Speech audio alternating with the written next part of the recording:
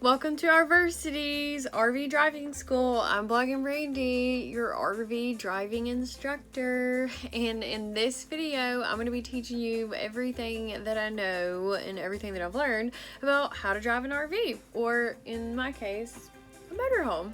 Oh, and before I forget, make sure to subscribe and turn on that little bell icon somewhere around this video so you know each and every time I publish, because this is only one of our RV driving lessons.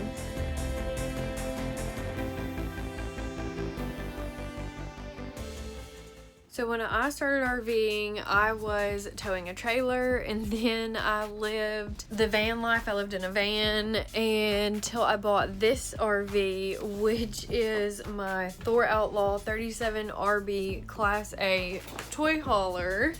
And I bought it because of the garage, and I can put my smart car in the garage. And I get a lot of questions about it, so I thought I'd take some time to answer them. And if you have a question, make sure to drop it below this video, and who knows, you might end up in my next one. David asked me, what do you recommend for a first-time RVer when it comes to driving a Class A motorhome? I never bought an RV before, but I like the Class A. Do you think the dealership will let you drive their RV to see what it's like? Well, David, those are great questions, and probably some things that I had to think about whenever I bought my first, second, and third RV. What's important to know about driving a motorhome for the first time? So I made a couple notes. So the first thing is you want to remember you're not a car, okay? You're an RV, and they're completely different than driving a car. I mean, similar in the fact that you're driving straight and doing the same laws, but you are longer and wider and taller than everyone else. So you have to think about things like bridges, or if you're going over railroad tracks.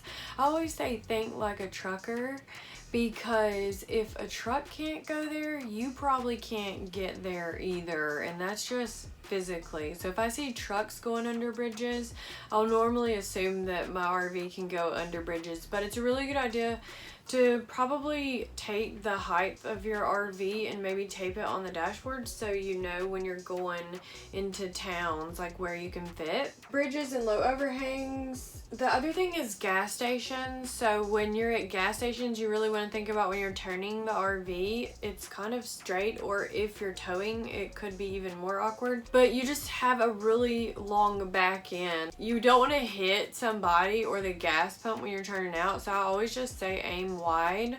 And then sometimes you have to back up, but I try to avoid backing up. My RV is really easy to back up, and it's just really easy to drive. So if you don't have backup cameras, that's another thing. And I've had parking sensors, or what's called a mobile eye on my van. And those things are all things that you can either order with your RV in most cases, or you can install something like that later if they don't offer that with your RV. But the GPS is a really good idea. I just try to consider where it's taking me. If it tries to take me on shortcuts like their normal GPS, Google or Waze or something, I wouldn't follow that 100%. I would just do my research and make sure you're not going through a small town. Any kind of detours, I just always try to stay on major highways, or of course the interstate. But a Rand McNally or maybe a truck type GPS, I'll put a link to the one I'm talking about, the GPS, below this video so you can find that. And then, will the dealership allow a test drive? Yes and no. If they think you're serious about purchasing, then yeah, I think they'll let you test drive. I haven't ever really had an issue with test driving an RV. When I go, I already know exactly what RV I'm going for and why I'm going there. I don't just hop around to dealerships. They may even offer like a driving course that you can take, an RV driving course at the dealership, so you could take something like that beforehand if you really wanted to drive an RV. And if you go to one dealership and they don't let you, maybe try another dealership. I'm sure you can probably drive one if you're really serious about buying one. Thanks for subscribing and thanks for posting your question, David, and I hope that I answered them. Keep them coming. If you have any more questions, drop them below this video. I do love to read them. I have some more questions about driving an RV. So Deborah asked me, do you already have a CDL and how long did it take to get used to maneuvering your rig? Thank you, Deborah, for asking that question. I actually just made a video all about, do you need a special license, or what's called a CDL as you referred to it, commercial driver's license for an RV, which you can watch below this video. In most states, to answer your question in the shortest sentence, no, you do not need a special license. Some states you might. Overall, as long as you're not towing or exceeding 40 feet or 26,000 pounds, and that would be either just the RV, or if you're towing, it would be like the truck and the RV, or say like a motorhome and a boat, or a motorhome and a tow car. You don't want to be over 26,000 pounds or 40 feet. I would just do a lot of research online and check like the DMV or the state websites. And again, the video that I mentioned down below this video, I went into way more detail about that. How long did it take for you to get used to maneuvering your rig? It took me maybe a month, I guess, but I drove it from the dealership, which you probably saw in a video, which I'll put below this one. It's like I bought a bus or something. When I bought this Thor Outlaw from Lazy Days, I had already driven the RV on a test drive there, and I had driven the RV on another test drive, but the first time that I drove it, which was in Corbin, Kentucky, it was kind of sketchy.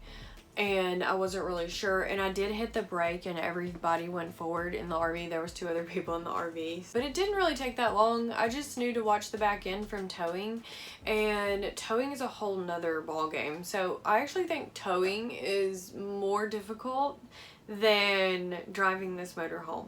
And the reason that I bought this RV, of course, was because my smart car could go in the garage that we're in.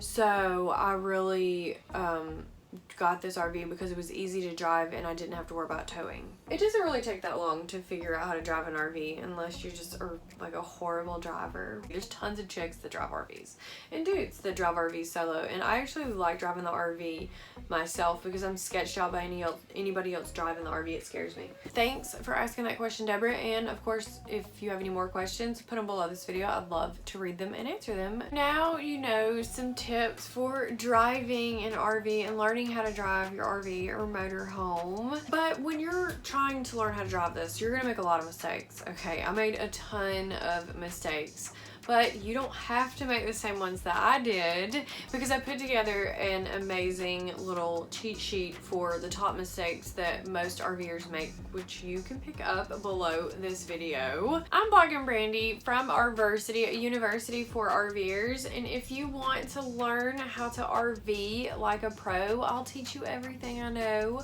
Just head over to RVersity.com and join my How to RV Academy. I'll put a link to that down below this video that you can check out. That's it for today's RV driving lesson. Make sure that you subscribe so you don't miss the next one. Of course, if you like this video, hit the like button below and share it with someone you know. Thanks for watching, thanks for your comments, and I'll see you in the next video.